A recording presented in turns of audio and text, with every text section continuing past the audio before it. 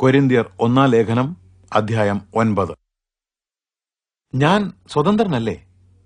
ഞാൻ ഒരു അപ്പോസ്തലനല്ലേ? നമ്മുടെ കർത്താവായ യേശുവിനെ ഞാൻ കണ്ടിട്ടില്ലയോ? ക്രിസ്തുവിലുള്ള എന്റെ വേലയുടെ ഫലമല്ലേ നിങ്ങൾ? മറ്റുള്ളവർക്ക് ഞാനൊരു അപ്പോസ്തലൻ അല്ലെങ്കിൽ പോലും നിങ്ങൾക്ക് ഞാൻ അപ്പോസ്തലൻ തന്നെ. കർത്താവിൽ എന്റെ അപ്പോസ്തലത്വത്തിന്റെ മുദ്ര നിങ്ങളാണ്. എന്നെ ചോദ്യം ചെയ്യുന്നവരോട് എനിക്കുള്ള പ്രതിവാദം ഇതാണ്: ഭക്ഷണപാനീയങ്ങൾക്കുള്ള അവകാശം ഞങ്ങൾക്കില്ലേ? മറ്റ് അപ്പോസ്തലന്മാരെയും കർത്താവിന്റെ സഹോദരന്മാരെയും കേഫാവിനെയും പോലെ വിശ്വാസിനിയായ ഒരു ഭാര്യയോടുകൂടെ സഞ്ചരിക്കുവാൻ ഞങ്ങൾക്ക് അവകാശമില്ലേ? വേല ചെയ്യാതെ കഴിയുവാൻ എനിക്കും ബർന്നബാസിനും അവകാശമില്ലെന്നോ? സ്വന്തം ചെലവിൽ സൈനിക സേവനം നടത്തുന്നതാര്? മുന്തിരിത്തോട്ടം നട്ടുപിടിപ്പിച്ചിട്ട് അതിലെ മുന്തിരിപ്പഴം തിന്നാത്തവനായി ആരുള്ളൂ? ആട്ടിൻകൂട്ടത്തെ പാലിച്ചിട്ട് അതിന്റെ പാൽ കുടിക്കാത്തത് ആരാണ്? കേവലം മാനുഷികമായ കാഴ്ചപ്പാടിലൂടെയോ ഞാനിത് പറയുന്നത്? ന്യായപ്രമാണത്തിൽ ഇതേ കാര്യം പ്രസ്താവിച്ചിട്ടില്ലേ? ധാന്യം മെതിക്കുന്ന കാളയ്ക്ക് മുഖക്കൊട്ട കെട്ടരുത് എന്ന് മോശയുടെ ന്യായപ്രമാണത്തിൽ എഴുതിയിരിക്കുന്നുവല്ലോ. കാളകളെ ഉദ്ദേശിച്ചോ ദൈവം ഈ പറയുന്നത്? വാസ്തവത്തിൽ നമുക്ക് വേണ്ടിയല്ലേ അവിടുന്ന് ഇത് പ്രസ്താവിച്ചിരിക്കുന്നത്? നമുക്ക് വേണ്ടി തന്നെ. കാരണം ഉഴുന്നവൻ ഉഴുകയും മെതിക്കുന്നവൻ മെതിക്കുകയും ചെയ്യുമ്പോൾ വിളവിന്റെ ഓഹരി തങ്ങൾക്കും ലഭിക്കുമെന്ന പ്രതീക്ഷയോടെയാണ് അത് ചെയ്യേണ്ടത്. ഞങ്ങൾ നിങ്ങളുടെ ഇടയിൽ ആത്മീയമായ വിത്ത് വിതച്ചിട്ട് നിങ്ങളിൽ നിന്ന് ഭൗതികമായ ഒരു വിളവെടുപ്പ് നടത്തിയാൽ അത് അധികമായി പോകുമോ? മറ്റുള്ളവർക്ക് നിങ്ങളുടെ മേൽ ഈ അവകാശമുണ്ടെങ്കിൽ ഞങ്ങൾക്ക് എത്രയോ അധികം. എങ്കിലും ഞങ്ങൾ ഈ അവകാശം വിനിയോഗിച്ചിട്ടില്ല. സുവിശേഷത്തിന് തടസ്സം വരാതിരിക്കുവാൻ ഞങ്ങൾ എല്ലാം സഹിക്കുന്നു.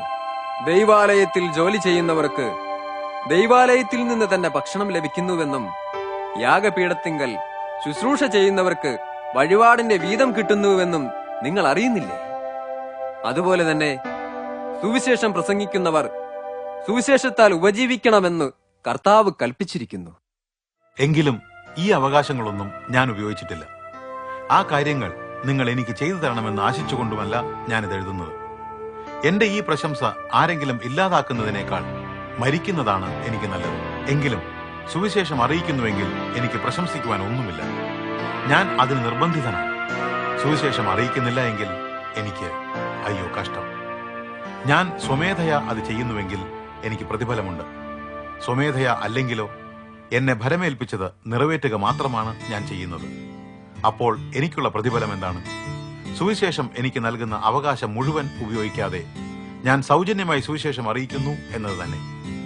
ഞാൻ എല്ലാ മനുഷ്യരിൽ നിന്നും സ്വതന്ത്രനെങ്കിലും അധികം പേരെ നേടേണ്ടതിന് എന്നെ തന്നെ എല്ലാവർക്കും അടിമയാക്കിയിരിക്കുന്നു. യഹൂദനെ നേടുവാൻ യഹൂദർക്ക് ഞാൻ യഹൂദനെ പോലെ ആയി. ന്യായപ്രമാണത്തിന് അധീനനല്ലെങ്കിൽ പോലും ന്യായപ്രമാണത്തിന് കീഴിലുള്ളവരെ നേടുവാൻ ഞാൻ ന്യായപ്രമാണത്തിന് കീഴിലുള്ളവനെ പോലെയായി. ന്യായപ്രമാണമില്ലാത്തവരെ നേടുവാൻ ഞാൻ അവർക്ക് ന്യായപ്രമാണം ഇല്ലാത്തവനെ പോലെയായി. ക്രിസ്തുവിന്റെ പ്രമാണത്തിന് വിധേയനാകയാൽ വാസ്തവത്തിൽ ഞാൻ ദൈവത്തിന്റെ ന്യായപ്രമാണത്തിൽ നിന്ന് സ്വതന്ത്രനല്ലതാനും. ബലഹീനരെ നേടുവാൻ ഞാൻ ബലഹീനർക്ക് ബലഹീനനായി.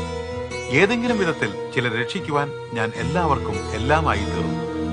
സുവിശേഷത്തിന്റെ അനുഗ്രഹങ്ങളിൽ പങ്കാളിയാകുവാൻ സുവിശേഷത്തിന് വേണ്ടി ഞാൻ ഇതെല്ലാം ചെയ്യുന്നു. ഓട്ടക്കളത്തിൽ ഓട്ടക്കാർ എല്ലാവരും ഓടുന്നുവെങ്കിലും ഒരാൾ മാത്രമേ സമ്മാനം നേടുന്നുള്ളൂ എന്ന് നിങ്ങൾ അറിയുന്നില്ല. നിങ്ങളും സമ്മാനം നേടുവാൻ തക്കവണ്ണം ഓടുവിൻ.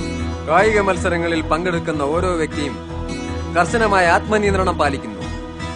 വാടുന്ന കിരീടത്തിന് വേണ്ടിയാണ് അവർ ഇത് ചെയ്യുന്നത്. നാമോ വാടാത്ത കിരീടത്തിന് വേണ്ടി. ആകയാൽ ലക്ഷ്യമില്ലാതെയല്ല ഞാൻ ഓടുന്നത്. വായുവിൽ കുത്തുന്നവനെ പോലെയല്ല ഞാൻ മുഷ്ടിയുദ്ധം ചെയ്യുന്നത്. മറ്റുള്ളവരോട് പ്രസംഗിച്ച ശേഷം ഞാൻ തന്നെ അയോഗ്യനായി പോകാതിരിക്കേണ്ടതിന് എന്റെ ശരീരത്തെ ഞാൻ ദണ്ഡിപ്പിച്ച് അടിമയാക്കുന്നു.